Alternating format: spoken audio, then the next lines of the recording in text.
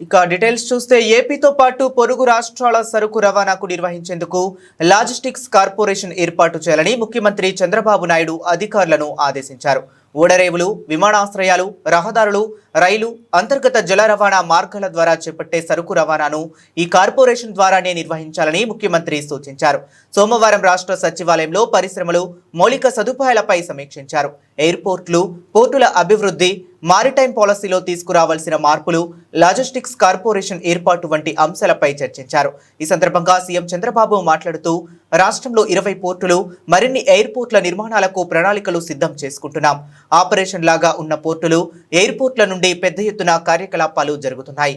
ప్రతి పోర్టు, ఎయిర్పోర్టుల సమీప ప్రాంతాలను ఆర్థిక కేంద్రాలుగా అభివృద్ధి చేయాలి. ఓడరేవులు, విమానాశ్రయాలకు అనుసంధానించేలా శాటిలైట్ టౌన్షిప్లను అభివృద్ధి చేయాలి.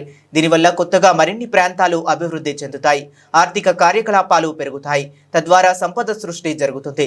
ఈ తరహా సమీకృత అభివృద్ధి ఎక్కడెక్కడ చేయగలమో, ఏ విధంగా చేయగలమో అంశాలపై బ్లూ ప్రింట్ సిద్ధం చేసుకోవాలి. ఇదే సమయంలో సరుకు రవాణాపై ప్రత్యేక దృష్టి సారించాలి.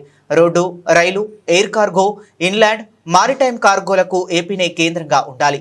తక్కువ వ్యాయం అయ్యే మార్గం ద్వారా సరుకులను రవాణా చేసుకునే వెసులుబాటు ఉంటుంది. ఉత్తర, దక్షిణాది రాష్ట్రాలకు వెళ్లాలంటే ఏపీనే కేంద్రం. ఇలాంటి పరిస్థితుల్లో ఏపీలో అన్ని రకాల సరుకు రవాణా మార్గాలు అందుబాటులో ఉంటే అభివృద్ధి వేగంగా జరుగుతుంది. పోర్టులు, ఎయిర్పోర్టులను అనుసంధానంగా national highway connectivity, rail connectivity ఉండేలా చూసుకోవాలి. రోడ్లపై ఎక్కడా పాత్ హోల్స్ లేకుండా ఉండాలి. అలాగే ఇన్లాండ్ వాటర్ వేసే కనెక్టివిటీ కూడా ఉంటే రాష్ట్రం నుంచి సరుకు రవాణా ఎక్కువగా జరుగుతుంది. కేంద్రం వద్ద నేషనల్ హైవేలకు, రైల్వేలకు నిధుల కొరత లేదు.